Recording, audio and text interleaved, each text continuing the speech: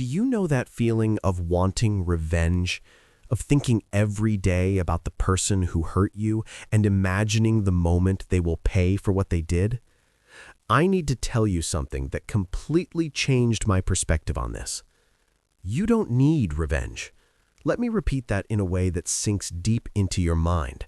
You don't need revenge because life has its own way of balancing things out. Think about it. That person who hurt you, maybe it was a lover who betrayed you, a friend who stabbed you in the back, or a colleague who smiled in your face while plotting your downfall. At the time, it seemed like they won, didn't it? They walked away laughing while you stayed there, bleeding emotionally. But here's the truth that few see. What you don't see is what happens afterward. Life has a way of collecting its debts. And today, I'm going to show you 5 powerful signs that karma is already working in the lives of the people who hurt you. I'm not talking about magic. I'm not talking about superstition. I'm talking about the very laws of human nature and the wisdom the Stoics knew thousands of years ago. Stick with me, because once you recognize these signs, you'll never look at betrayal, heartbreak, or injustice the same way again. And if you stay until the end, I'll reveal the ultimate Stoic truth about revenge and why your strength isn't in what happens to them, but in how you rise above it. Let's begin. The first and deepest sign that karma is at work isn't something you can see from the outside. It's what's happening in their minds. Have you ever noticed how people who hurt others always seem restless? They can never stay still. They jump from distraction to distraction, from party to party, from relationship to relationship, chasing anything that will silence the inner noise.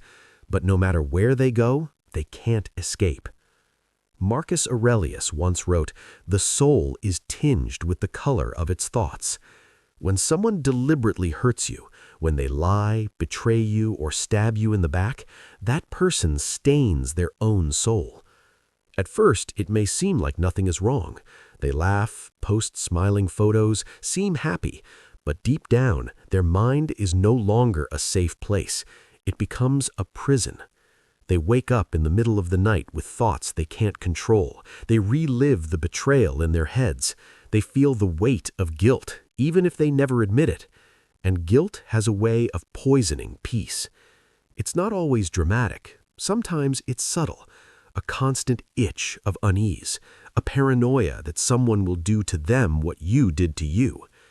The Stoics taught that the greatest punishment doesn't come from others, it's self-inflicted, because a guilty conscience is relentless. You can run away from people, you can run away from places, but you can't run away from yourself. That's why those who hurt you are already being punished in the most brutal way possible. Their restless minds never let them breathe. And here's the most interesting thing. You don't need to see it for it to be real. You don't need proof because nature never lets corruption sleep in peace. But this is only the first stage of karma. Restlessness is just the beginning, because once the mind collapses, the peace they displayed begins to crumble. Let me ask you a question. What is the one thing every human being wants at the end of the day? It's not money, it's not fame, it's not attention, it's peace. Think about it. What good is all the money in the world if you can't sleep at night? What good is success if your stomach is constantly churning with anxiety? This is the second sign that karma is dealing with the person who hurt you.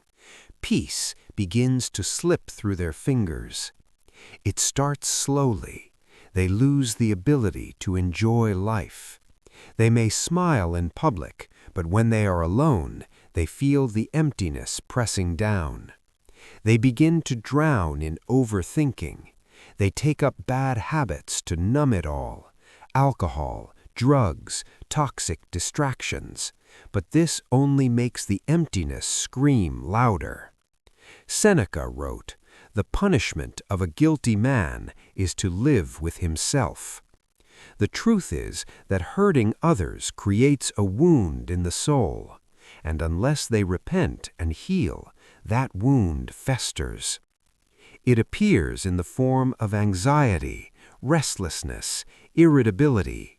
They become temperamental, frustrated, always searching for something but never finding it. And here's the cruel irony. When they hurt you, they thought they were breaking you, but what they broke was their own ability to ever have true peace. They will compare forever, chase forever, run forever. And while they may seem strong on the outside, inside they are crumbling. But peace isn't the only thing they lose, because the universe has a way of tearing away exactly the connections they trusted. Here's the third sign that karma is unfolding. Life begins to isolate them. Look, when someone betrays or manipulates others, it doesn't just hurt you, it changes how everyone sees them. Slowly but surely, people start to keep their distance. Friends stop trusting, lovers hesitate to get close, even family gets tired of the lies. In the beginning, they may still have a crowd around them, but over time, the energy changes. People sense that something is wrong. Because here's the truth, you can deceive others with words, but you can't hide your energy forever. And eventually, just as they betrayed you, they betray others. Just as they lied to you, they lie to others.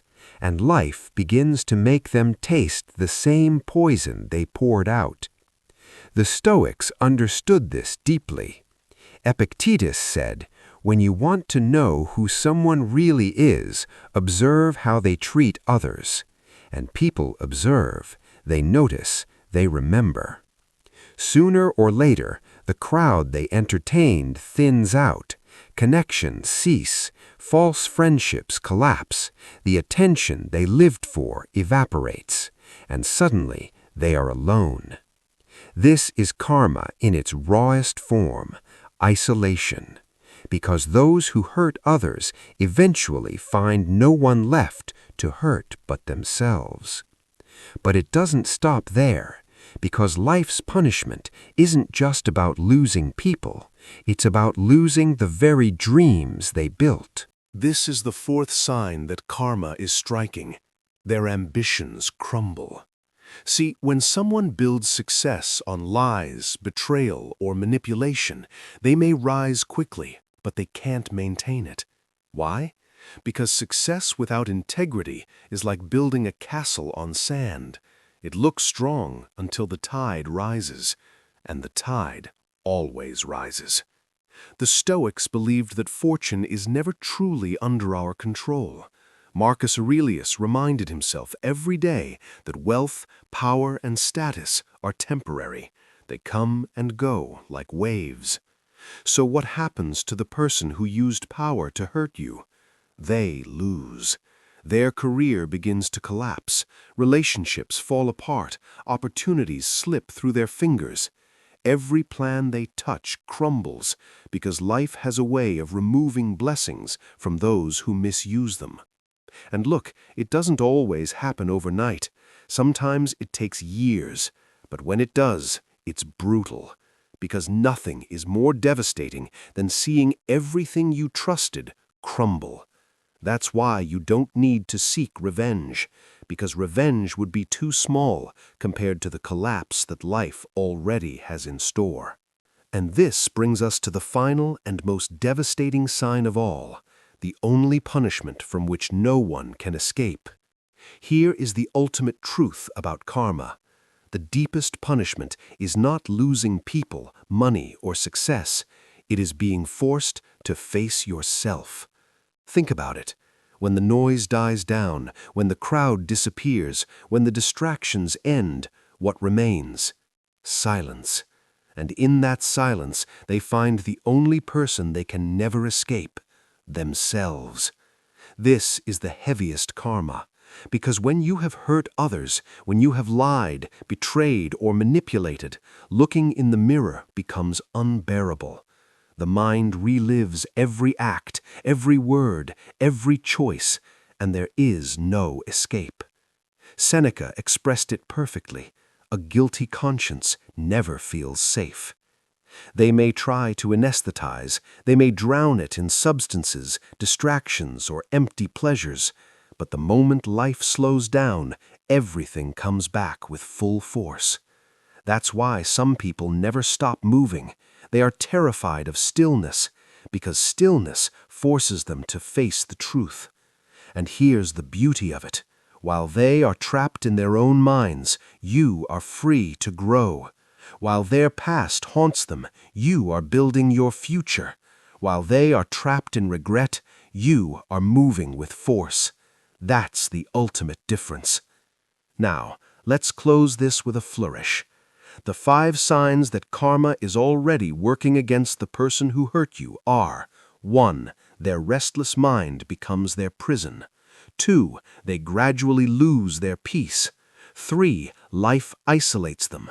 4. Their ambitions collapse. 5. They are forced to face themselves. That's why you don't need to waste your energy pursuing revenge. You don't need to plot, scheme, or seek revenge, because the punishment that life delivers is always far heavier than anything you can create. And here is the Stoic truth. Your job is not to ensure that justice is done. Your job is to ensure that your soul remains untouched by bitterness. As Marcus Aurelius said, the best revenge is not to be like your enemy. So, don't focus on them. Don't keep checking if they are suffering. Don't let the memory of them poison your progress. Instead, focus on yourself. Because while they are trapped in the web of their own actions, you have the chance to rise higher than ever before. And when you rise, when you build peace, strength, and freedom in your own life, that's when you truly win. So, let karma do the work. Your only task is to rise. If this message gave you strength today, don't keep it to yourself.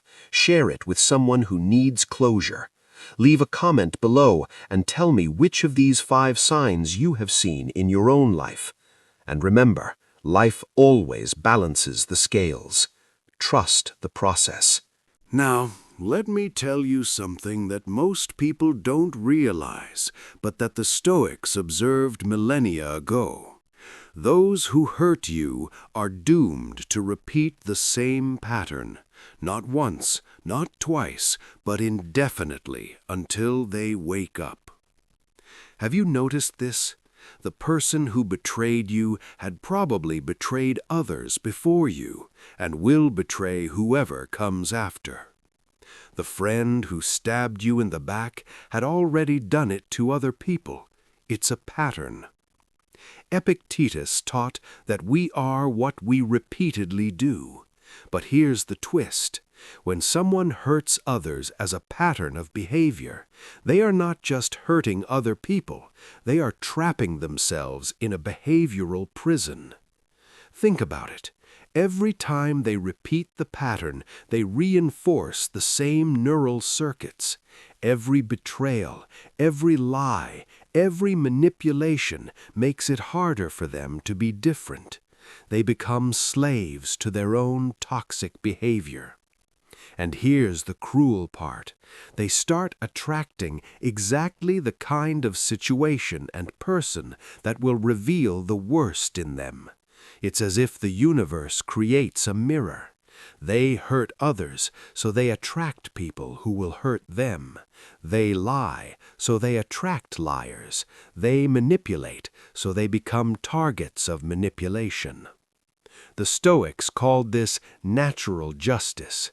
It's not divine punishment, it's a natural consequence. It's human physics, it's basic psychology. And you know what's saddest? The more they repeat it, the harder it becomes to break the cycle. The first betrayal may have been difficult, laden with guilt. The 10th, they're already numb. But this numbness comes at a cost. They lose the ability to feel real connection, true love, genuine intimacy. They become emotional ghosts, going from person to person, from situation to situation, always running away, always repeating, never healing. Meanwhile, you who have been hurt, you have the opportunity to break the cycle, to not become like them, to choose a different path. And that brings me to the next chapter, because there's something even deeper happening. Let's talk about something that seems mystical but is profoundly scientific. Emotional energy is real and it circulates. When someone sends you hate, envy, betrayal, they're not just affecting you, they're generating an energy frequency that eventually returns, not by magic, but by pure social and psychological dynamics. Think of it this way. When you hurt someone deeply, you don't just hurt that person, you send out ripples. That person tells friends, family, the reputation spreads, the negative energy multiplies. Marcus Aurelius wrote about this in his private meditations. What we do to others, we do to the whole, and the whole eventually responds. Here's what happens in practice. The person who hurt you begins to be treated with distrust.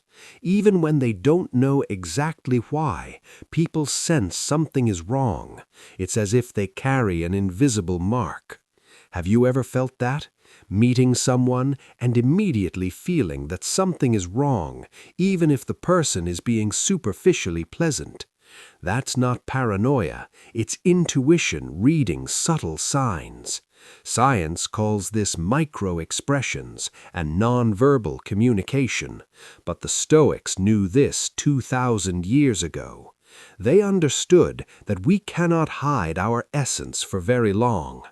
And here's the fascinating part. The more someone hurts others, the more this energy accumulates. It's like a karmic debt that grows with compound interest. At first, they seem to be getting away with it, but the bill is accumulating in the universe. And when does it win? It wins in ways they never expected. A medical diagnosis, a brutal betrayal by someone they completely trusted, a devastating financial loss, a profound loneliness that no distraction can fill. It's not the universe being cruel. It's the universe being perfectly just. It's energy returning to its source. Seneca wrote, "Life is an echo. What you send out returns. What you sow, you reap. What you give, you receive. What you see in others exists in you." So while they are sending toxicity, you have a choice. Send healing, growth, peace. And what do you send out? It also returns. But there's an even more subtle sign of karma at work. Here's something few realize. The body keeps score, always. You can lie to others, you can even lie to yourself, but you can't lie to your body.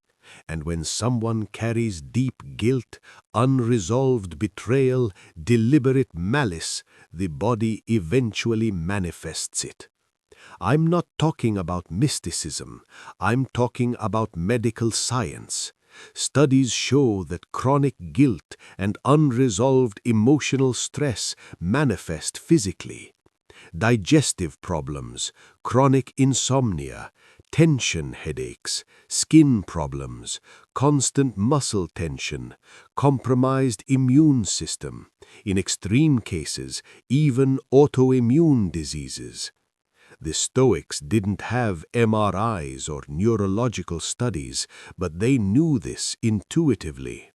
Marcus Aurelius suffered from chronic illnesses, and he himself recognized that much of it came from the stress of carrying the weight of the empire and difficult decisions.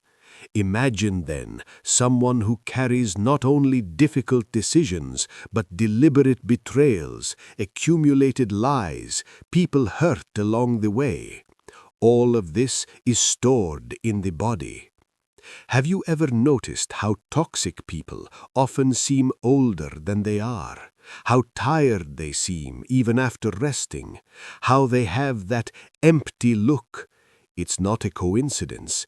It's the body manifesting what the mind tries to hide. Psychosomatic medicine has been studying this for decades. There is a direct connection between unprocessed guilt and physical illnesses. The body literally somatizes what the mind doesn't process. And here's the cruel part.